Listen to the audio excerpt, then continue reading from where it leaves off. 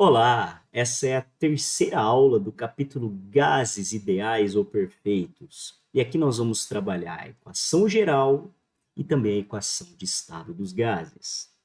A equação geral é consequência das transformações físicas, isotérmica, isobárica e isovolumétrica.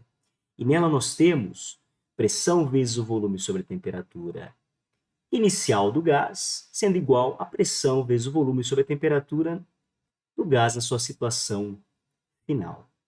Já a equação de estado traz a quantidade de gás em mol para essa expressão P vezes V sobre T, que é constante e válido para 1 mol do gás. Para N mols do gás, nós temos uma outra constante aqui chamada de R. E chegamos à expressão dos gases ideais, P vezes V é igual a N vezes R vezes T.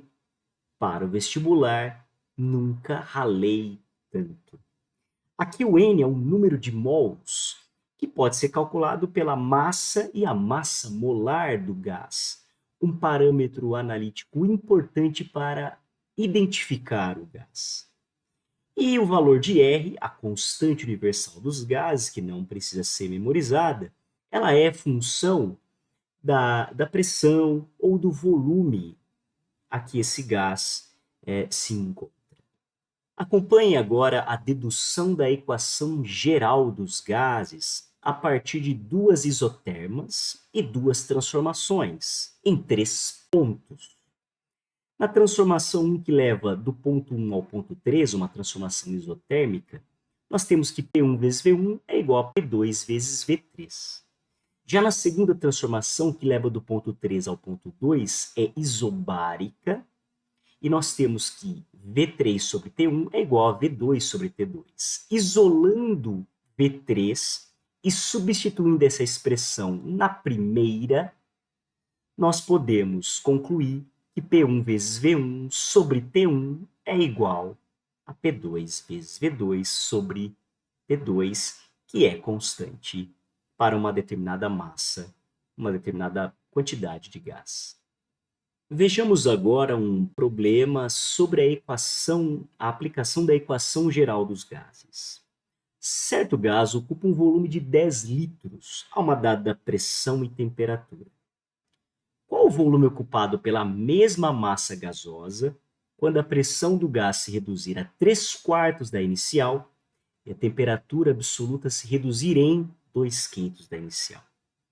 Trazendo os dados do enunciado, nós temos o volume inicial como 10 litros, a pressão inicial vamos chamar aqui de P e a temperatura inicial vamos chamar de T. O volume final é o nosso problema e a nossa pressão final ela é 3/4 da inicial, 3/4 de P, enquanto que a temperatura final foi reduzida em. Então, a temperatura inicial menos 2/5 dessa temperatura, o que nos dá 3/5. Aplicando a equação geral Pivot-Povetov, substituindo os valores, isolando para V2, o volume final, nós encontramos o volume final de 8 litros. E para finalizar, um problema que aplica a equação de estado dos gases ideais. Qual é o volume de um balão contendo 44 gramas de gás hélio, utilizado em parques de diversões ou em propaganda, um dia em que a temperatura é de 32 graus Celsius e a pressão do balão é de 2,5 atmosferas? Fornecida é a constante universal dos gases e a massa molar do gás hélio. Trazendo os dados do enunciado, nós temos um volume que é o nosso problema, a partir de uma massa de 44 gramas, a temperatura de 32 graus Celsius, somando 273, 305 Kelvin, a pressão 2,5 atmosfera, a massa molar do hélio, de 4 gramas por mol, e a constante. Aplicando em PV igual a nRT, isolando aqui o nosso volume, nós chegamos a um volume de 110 litros. Se você chegou até aqui, Muito obrigado e até a próxima aula.